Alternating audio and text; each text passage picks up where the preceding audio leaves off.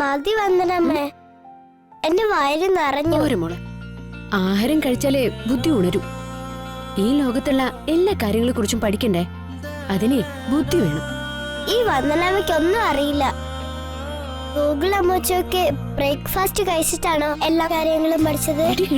നിന്നെ ഞാനുണ്ടല്ലോ, ഇത് കഴിക്ക്.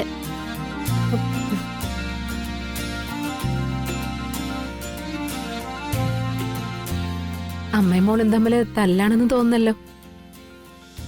വന്ദനെ, ഇതൊക്കെ ഇവിടുത്തെ അമ്മയുടെ സ്വർണ്ണോ, എന്നെ സൂക്ഷിക്കാൻ ഏൽപ്പിച്ചതാ.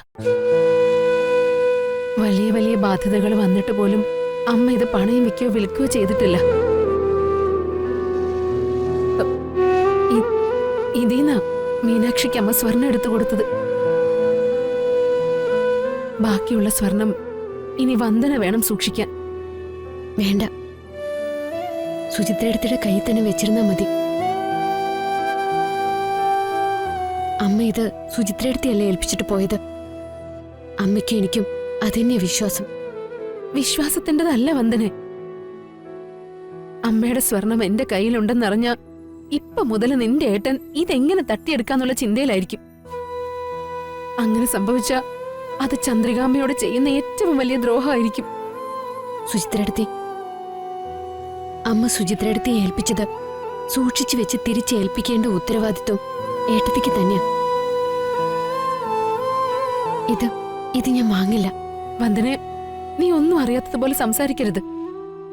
പാവം മിണ്ടാപ്രാണിയായ വിനുവിന് കൊടുത്ത പണം തട്ടിയെടുത്ത ആളാ നിന്റെ ഏട്ടൻ. അന്ന് തോന്നാത്ത കുറ്റബോധമൊന്നും അമ്മയുടെ ഈ സ്വർണ്ണം എടുത്തു മാറ്റുമ്പോ അങ്ങേർക്ക് തോന്നില്ല. സുചിത്രടുത്തി, എന്നാലും ഇത് വന്ദന ഇങ്ങോട്ടൊന്നും പറയണ്ട, ഞാൻ പറയുന്നത് കേട്ടാ മതി. ഈ സ്വർണവും പണവും ഒക്കെ മണത്ത് കണ്ടുപിടിക്കാനുള്ള ഒരു തരം ഘ്രാണശക്തിയുള്ള ആളാ പ്രകാശേട്ടൻ. ഞാൻ രാവിലെ ഉറക്കവെണീറ്റ് ഒരു കട്ടൻ ചായ കൊടുക്കാൻ പോയപ്പോ ആളിനെ കാണാനില്ല. പത്രം പോലും മുറ്റത്ത് നിന്ന് എടുത്തിട്ടില്ല. നേരെ ഞാൻ അവിടെ ഓടി വന്ന് നോക്കിയത് ഈ സ്വർണ്ണ. ഇതെല്ലാം സുരക്ഷിതമായിട്ട് ഇരിപ്പുണ്ടെന്ന് കണ്ടതിന് ശേഷമാ എനിക്ക് സമാധാനമായത്.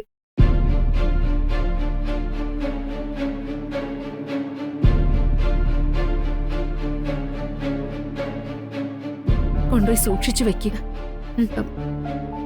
എന്നാലും പ്രകാശേട്ടൻ ഇതെവിടെ പോയതായിരിക്കും?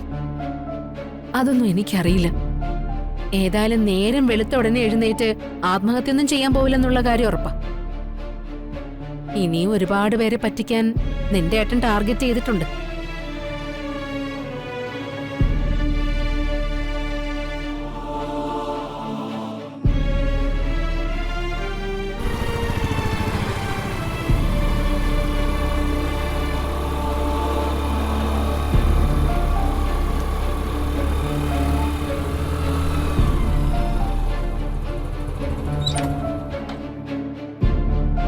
അമ്മേ, വാ. മാനത്തെ കൊട്ടാരം